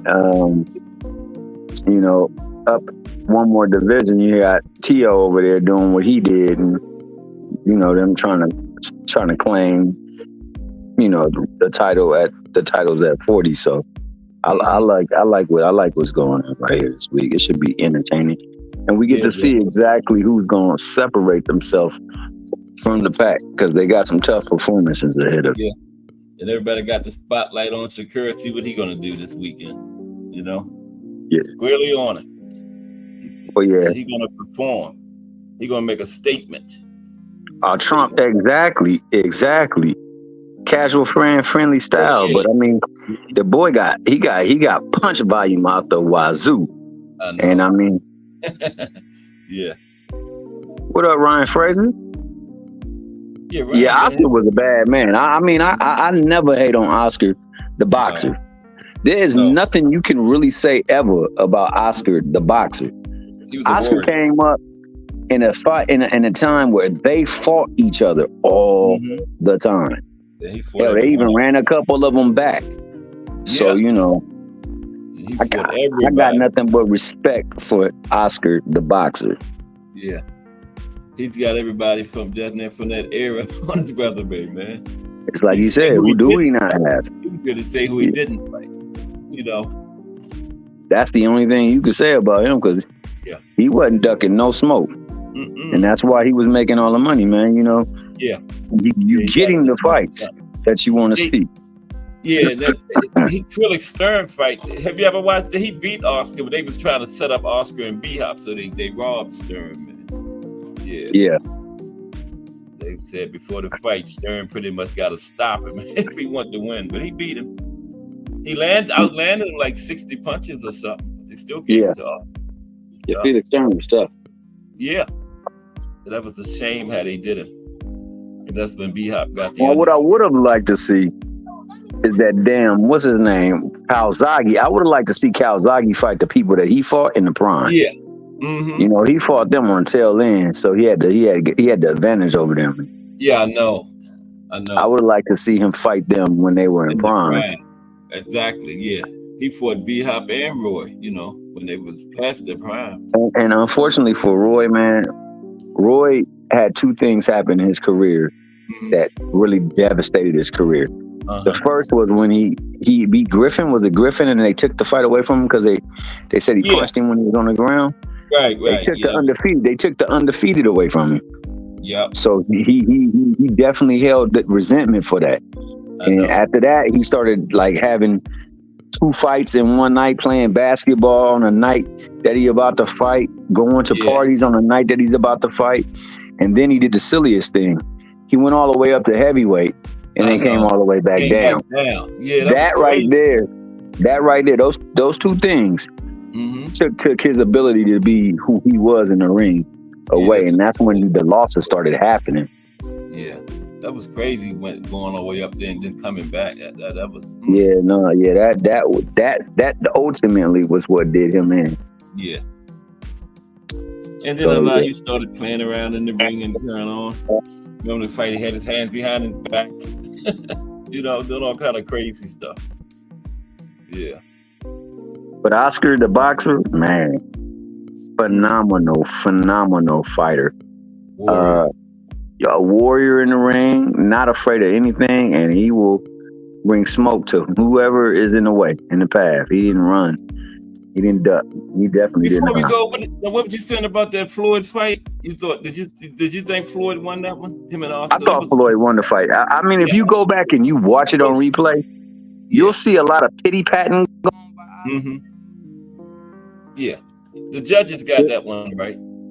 You'll see a lot of wild shots, like uncontrolled rage, and you'll see a lot of stuff being blocked and parried. Yeah. Like when he kept on them, when they had Floyd on the ropes, kept on the ropes. He was missing a lot of those shots, man. Exactly. He was just making it sound and look good because he was looking good because he was throwing fast punches, and it was he was doing that stuff. He was missing a lot. It wasn't doing anything. And then Floyd was right. And the judges got it right. I believe in a very close fight they got it right. Yeah. I'm not saying that Floyd whooped his tail. No. I'm not saying that.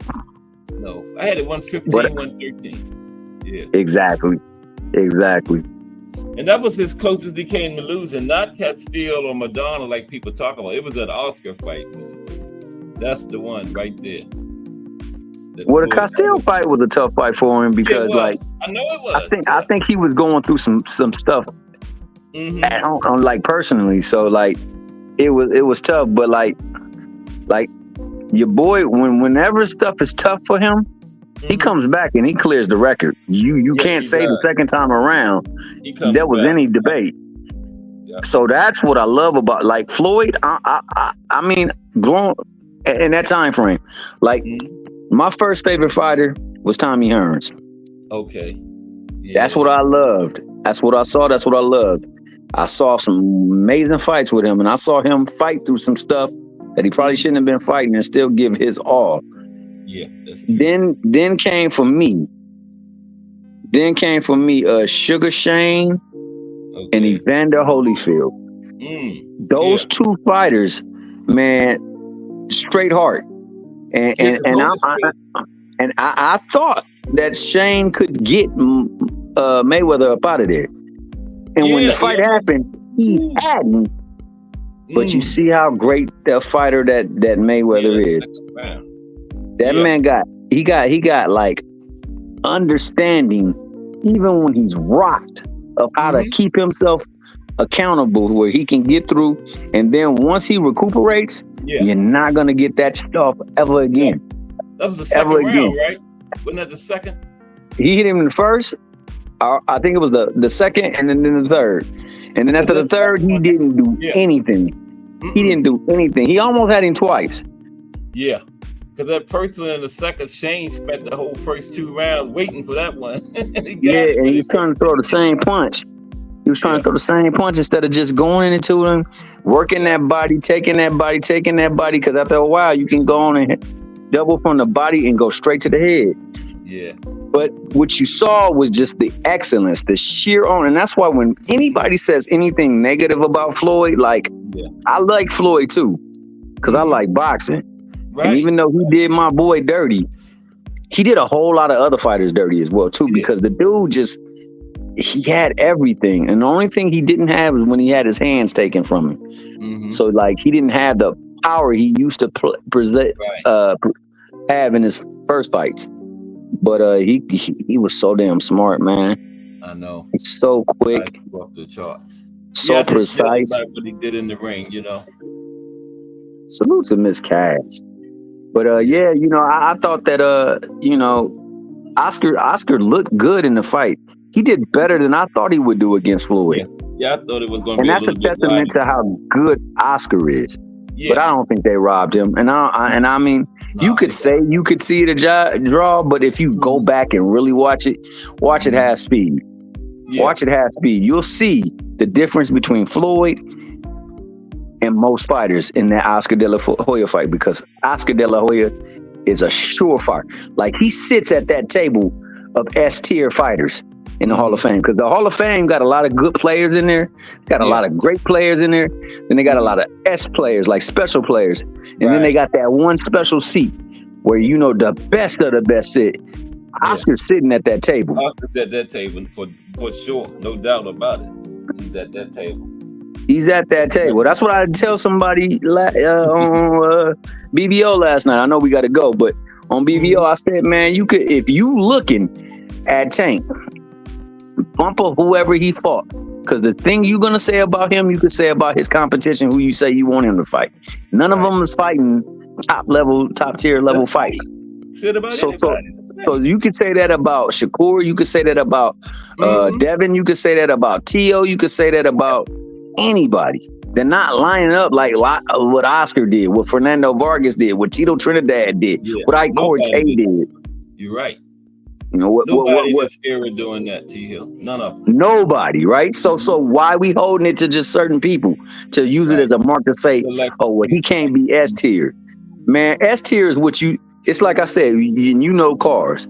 A car doesn't have a class because of the competition it's going against. It has a class because what's underneath that hood, what's in that cabin, what's on the outside, what's in that suspension. That's what makes it a class.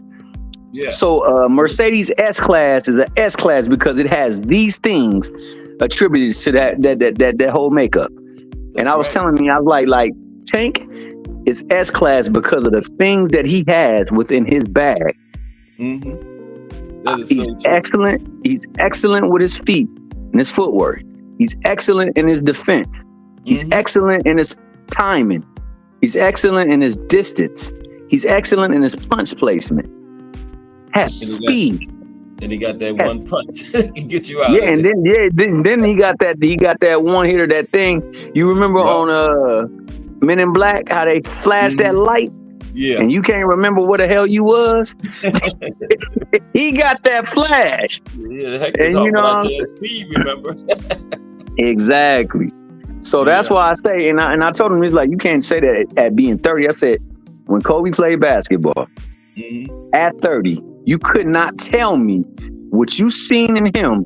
He was not different than everybody else on the court. That's right. I said, that's what you guys see. You guys look at everybody. Man, you can put certain people on a team and it don't work out like if you have this one person. And that's what I was saying. Like, sometimes it's that. Sometimes these people are just that special that you just look at what they possess and you can see separation between everybody else. And I think that's why the fights got to happen. So the separation can be seen, because right now it's all speculation. But yeah, I know we got to go. Always a pleasure. Always, yeah, we was cooking good, man. But always a pleasure. All right, thank you. Always. Ever since them late nights, baby boy. Ever since them late nights. Oh yeah, no doubt. I remember that 5-hour one. It was like 11 to like 4 or 5 the next morning or something. Remember? Yeah, well, I don't know. It was real early your time. You were great finders one night. Remember, we was cooking on everything: football, basketball. Talking about all the things that need to be changed in boxing. Yeah, some of the things that need to be brought back. Yeah, you're right about that. Yeah. Okay, but one time beat for the win. All right. We're gonna get over and see what the voice talking about. Gonna see what the voice is talking about. Let's go that way. Take care now. Okay, that was Thomas Hill. Appreciate T Hill coming up, helping me out, finish the show. And he was doing some cooking, man. I didn't want to stop. I let him say it was time to go. He was going, man. A good cook. But now it's time for the voice. I done went over 5 minutes, 8 minutes, but he ain't too mad at me. But real quick, salute Reef. I didn't greet Reef when he came in. We was cooking so hard.